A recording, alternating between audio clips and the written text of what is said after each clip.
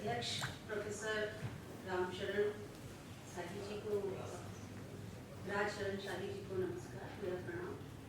अन्य विद्वज्जनों को भी मेरा सादर नमस्कार। इस सभागार में उपस्थित प्रोफेसर्स और शोधार्थियों, लेखकों, मेरे गुरुजन भी हैं, उनको भी मेरा नमस्कार। आज हम यहाँ पर चर्चा करने के लिए बैठे हैं अमित कुमार मल्ल जी के छठे काव्य संग्रह, जिसका नाम है आवारा सड़कें। अमित कुमार मल्ल जी से मेरी टेलीफोनिक वार्ता होती रही 2016 से, और जब उनका काव्य संग्रह आया बोल रहा हूँ, और उसके बाद आता है फिर, और उसके बाद उनका एक कहानी संग्रह मटमैली जिंदगी मुझे पढ़ने का मौका मिला।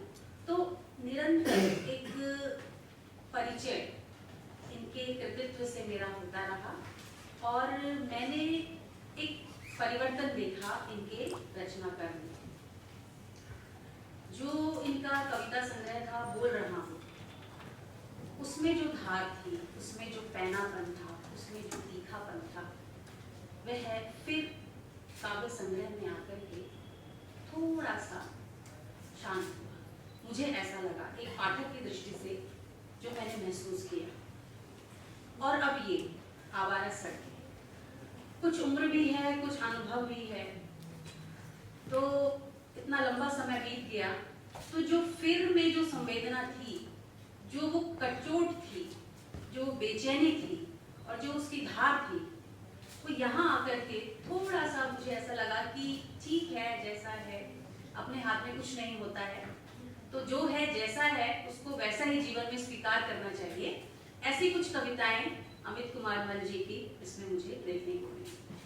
फिर काव्य संग्रह की बात करूं तो उसका शीर्षक मैंने दिया था जीवन के दर्द का उत्सव।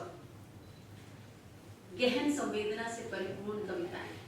मल्ल जी प्रशासनिक व्यवस्था में रहे हैं और अभियंता रहे हैं, हाँ, तो उस सिस्टम में रहे हैं, और उस सिस्टम की जो कह लीजिए कि जो अपनी बेचैनियां होती हैं, जो बंधन होते हैं, और एक छटपटाहट होती है, उन सब को उनकी कविता व्यक्त करती है।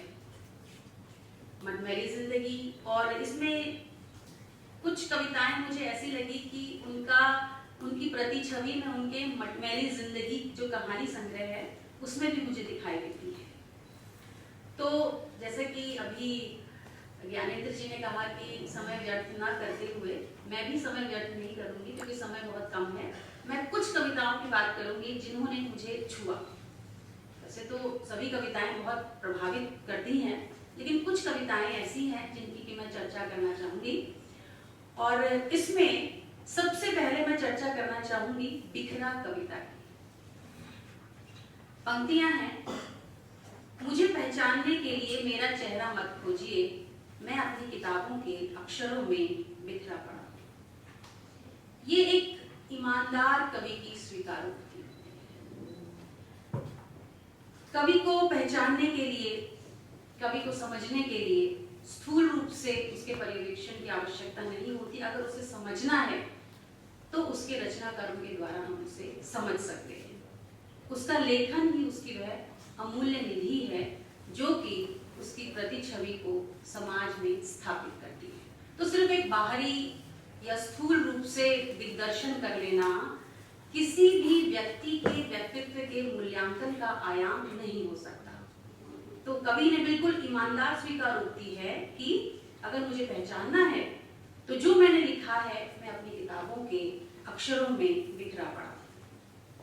तो ये कविता आप पढ़िए, बहुत सुंदर कविता है। संक्षिप्त छोटी सी कविता है, लेकिन एक मारक क्षमता रखती है। इसमें इन शब्दों में कवि का संघर्ष, जिजीविषा, उसकी पीड़ा छिपी हुई है। इसी तरह से अगली कविता है, रचनाओं को छोड़ दीजिए, कविता भी बरबस आकर्षित करती है।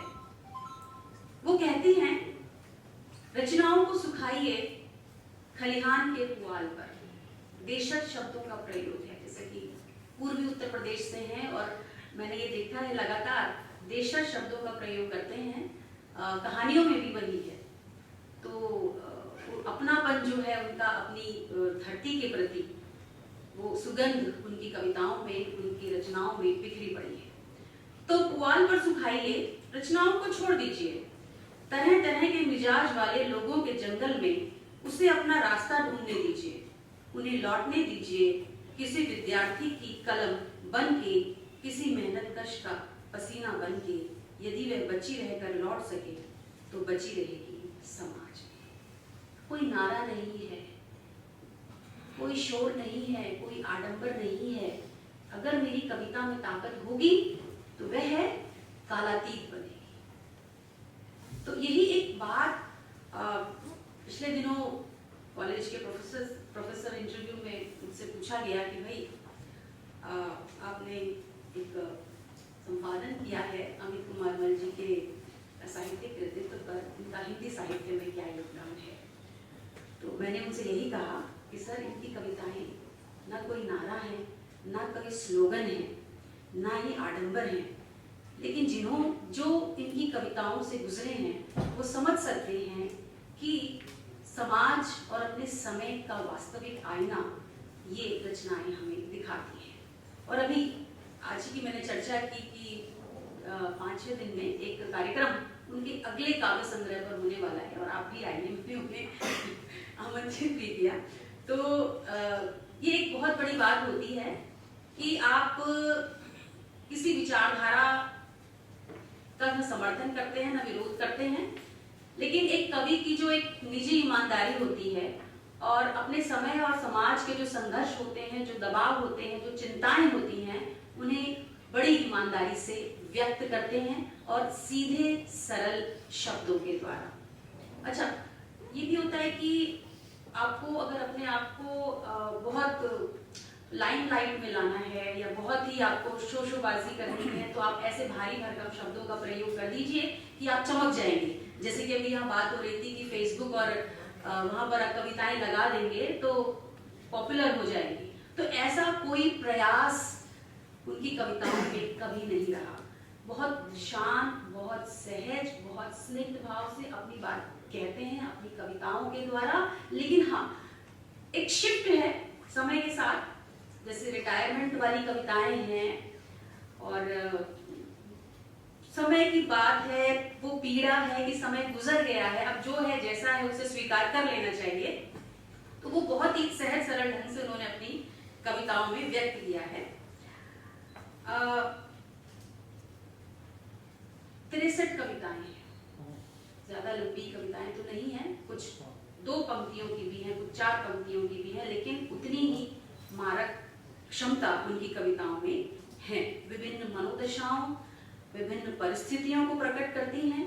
और जैसा कि रचनाकार अपने समय से प्रभावित होता है और हम अभी पिछले समय में एक बहुत बड़े महामारी के दौर से गुजरे हैं, हिंदी साहित्य में मुझे नहीं लगता कि कोई ऐसा रचनाकार रहा हो जो कि इस संवेदना से बिल्कुल अछूता रहा हो और उसने इस पर अपनी कलम ना चलाई हो। तो कई ऐसी रचनाएं मेरे ध्यान में आई, मुझे उनको पढ़ने का मौका मिला। कोरोना पर एक कहानी संग्रह आया, कोरोना पर एक उपन्यास आया और कोरोना पर सैकड़ों हजारों लाखों कविताएं सोशल मीडिया प्लेटफॉर्म पर मैंने देखी। लेकिन इस संग्रह की 2 कविताएं हैं, जैसे कि यहाँ भी उल्लेख हुआ है, मैं उनका जिक्र करना चाहूंगी कि जैसा है, जो है जैसा है उसको उसी भाव में चित्रण किया है। बहुत सरल सी कविता है कि कोरोना ने क्या किया, लेकिन ताकत देखिए कविता की। कहते हैं, सब बंद कर अपने को घरों में बंद कर लड़ रही है दुनिया। ये भी एक लड़ना है, क्योंकि डिकोडीकरण नहीं हुआ है उस बीमारी का, नहीं समझ पा रहे हैं कि करना क्या है। तो ये मनुष्य की समस्या है, आदिकाल से ही मनुष्य की समस्या रही है कि जो चीज समझ में नहीं आती है उस समय अपनों के साथ बिताया जाए। तो यही हुआ महामारी में, चाहे वो बेबसी में हुआ, चाहे वो प्रेशर में हुआ, दबाव में हुआ, लेकिन उस दौरान हमने अपनों को जाना। तो सब बंद कर अपने को घरों में बंद कर लड़ रही है दुनिया। तो ये कविता बहुत प्रभावित करती है। और मूलतः जैसे कि 1900 में पढ़ रही थी, 1981 में लेख से शुरुआत की अपने लेखन की।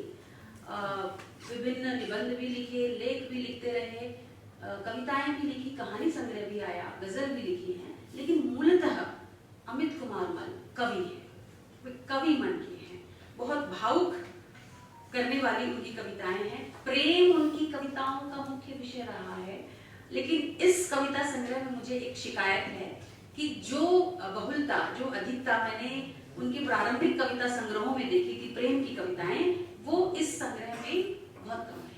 तो समय बीत गया है या क्या है, लेकिन प्रेम एक ऐसी संवेदना है जो कभी बीतनी नहीं चाहिए। तो प्रेम पर बहुत कम कविताएं हैं आपकी। और मटमैली जिंदगी में एक कहानी है जिसमें कि ऐसा लगता है कि वो कहानी आपके गद्य में यहाँ लिखी है कि कैसे उनका विश्वविद्यालय जीवन का संघर्ष था और वो एक व्यक्तित्व था जो उनके जीवन में आया और कैसे उन्हें संबंध मिला उससे, और छल हुआ, प्रवंचना हुई, जैसा भी था, लेकिन प्रेम था या स्नेह था। तो उसका हूबहू मुझे ऐसा लगा कि जैसे मैं वो कहानी पढ़ रही हूँ। तो ऐसा होता है अक्सर, हम अपने जीवन में जिन अनुभवों से गुजरते हैं, जिन संघर्षों से गुजरते हैं, वो हमारी रचनाओं में आते हैं। चाहे वो हमारे अपने रूप में आए, हम उनको खुले रूप में करें, चाहे वो हम पात्र के रूप में आते हैं, हम उनको दूसरे पात्र पर आरोपित करके अपनी भावनाओं को वहां पर रखते हैं। तो ये जो कला है, इसमें भी अमित कुमार मल बहुत माहिर है। लेकिन फिर मैं कहना चाहूंगी कि अधिकतर कविताएं उनके अपने निजी जीवन के अनुभवों से पैदा हुई कविताएं हैं। तो ये एक बहुत चुनौती भरा कार्य होता है। अक्सर हम लोग आरोप कर देते हैं, नहीं वो मेरा दोस्त मेरी जिंदगी में था, उसके जीवन में ऐसा हुआ तो मेरी ये कविता लिखी, मैंने ये उपन्यास लिखा। लेकिन इस तरह का कोई दबाव, इस तरह का कोई, कह लीजिए कि किसी तरह का कोई बाह्याडंबर, सहज सरल, बहुत ऐसी मारक कविताएं हैं जो सचमुच आकर्षित करती हैं। और समय के साथ मुझे ऐसा लगता है कि रिटायरमेंट पर आपकी कविता है, वृद्धावस्था पर आपकी कविता है। तो कभी कभी कवि कभी भी बूढ़ा नहीं होता। तो मैं आपको यही सलाह देना चाहूंगी कि आप निरंतर रचनारत रहिए और आपकी कविताओं में जो एनर्जी है और जो आप बहुत सरल ढंग से अपनी बात कह दी, ठीक है, किसी को अपील नहीं करे उतना, लेकिन जो संवेदनशील होगा वह जरूर समझेगा। एक और कविता की मैं चर्चा करना चाहूंगी जिसमें कवि तटस्थ रहकर, अभी तटस्थता इनकी कविताओं की उल्लेखनीय विशेषता है। मैं शुरू से ही मैं गौर कर रही हूँ, उनकी हर रचना, उनकी हर कविता संग्रह में तटस्थ भाव से लिखते हैं, घुसते नहीं है उसके बीच, अपने आप को पात्र नहीं बनाते, बस जो है जैसा है सहज रूप से चित्रण कर दिया, बस पाठक पे छोड़ दिया।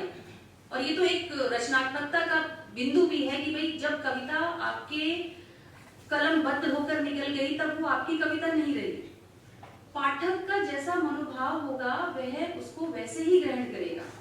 और ये स्वीकारोक्ति और ये चुनौती और ये बात अमित कुमार मल जी अपनी कविताओं में रखते हैं। वो कहते हैं, उन्हें बिल्कुल माफ मत करना जिनमें करुणा नहीं है। अब ये देखिए, जो फिर और या जो बोल रहा हूं कविता में जो एक तीखापन था, सिस्टम को लेकर के एक विद्रोह था, वो कितना यहाँ पे एक शांत हो गया है।